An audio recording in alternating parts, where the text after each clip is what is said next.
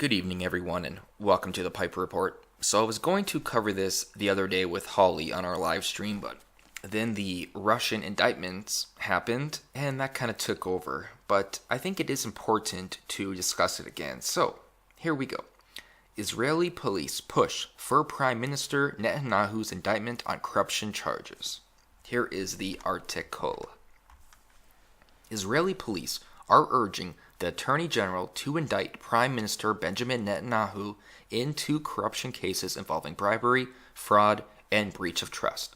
The recommendation is the result of more than a year of investigations into allegations that Netanyahu improperly accepted expensive gifts, including pink champagne and cigars, from Israeli Hollywood producer Arna Milken and Australian billionaire James Packer in exchange for favors. In a statement issued Tuesday, police officials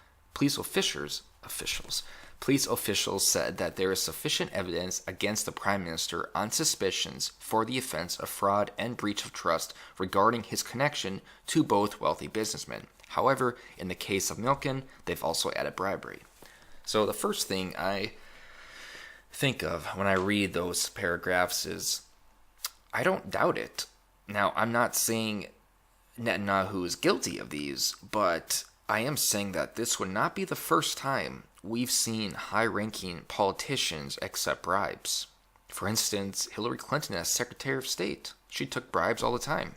We know this from WikiLeaks. WikiLeaks released information where basically it proved there was a pay-to-play scenario for the Clinton Foundation to garner access to Hillary Clinton when she was Secretary of State. We know that the prestigious politicians in pretty much every country, there are two different types of laws. Laws that they have to abide by for, and laws for everyone else. So this wouldn't be radical in terms of its authenticity, because this happens a lot.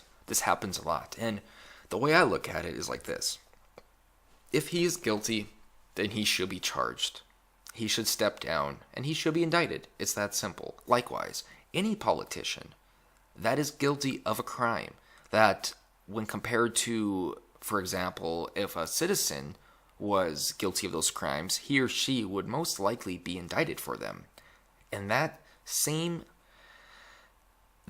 fact should be transferred to those in higher up positions. It doesn't matter who you are on the pedestal, who you are in terms of your political prominence. A crime is a crime. And this kind of brings me back to immigration. When people say these dreamers and these, illegal immigrants that come here, that they're good people. Yeah, I'm sure they are good people, but it doesn't matter. A crime is a crime. It doesn't matter who you are, where your standing is. If you are breaking the law, you are committing a crime. And because of that, you should be charged with the crime. You should not be able to get away with murder, as the old saying goes. It doesn't matter who you are. This relies to everyone. This relates to every single politician and every person that's holding elected office. So, if Netanyahu is indeed guilty of this, then he should be charged. I don't know enough about it to make that call, but there is evidence apparently that says so, that he is guilty. He says otherwise. We'll go over a little bit more of the article here. Officials also said they have gathered enough evidence to conclude Netanyahu tried to help an Israeli newspaper publisher with his business in exchange for positive press coverage, and as NPR's Daniel Estrin reported in August, authorities made a pact with Netanyahu's former chief of staff, who has agreed to become a witness for the state. This paragraph denotes crony capitalism. Crony capitalism is where the state works with corporations that basically give them favors in return of favors. It is a pay-to-play scenario where the state and corporations or state and business leaders work together. And that is the definition of crony capitalism. And we have a lot of crony capitalism in the U.S., a lot of it.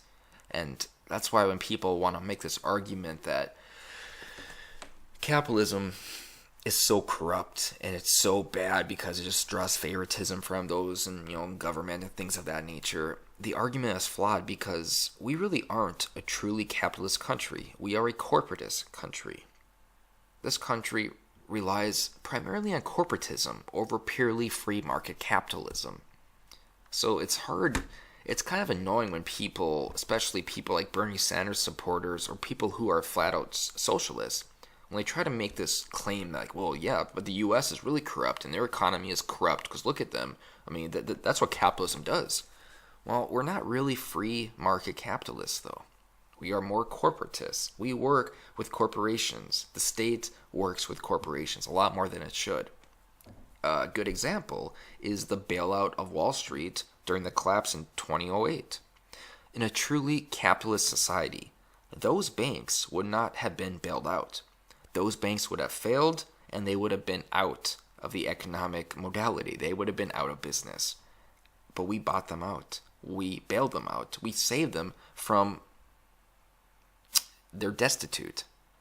So that's a difference, and that's what's key. And a lot of people, they don't see that. They don't realize that there is a difference between capitalism and crony capitalism. There is a significant difference.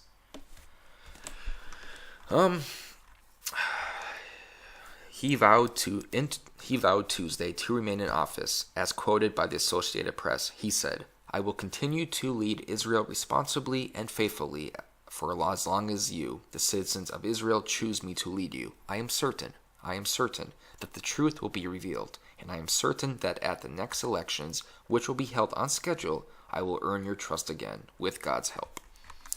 So yeah, I guess we shall see what comes of this, whether or not he will be indicted or not. Is he too powerful? If he is indeed guilty, is he too powerful to be indicted? Will he be indicted? I mean, there are a lot of questions over this. I kind of gave my opinion what I think should happen if he is guilty, and I hope many people agree with me, because it doesn't matter who you are. If you break the law, you should be punished with the crime. If you break the law, you should be charged with a crime. It's that simple. It's just that simple. And I'm done.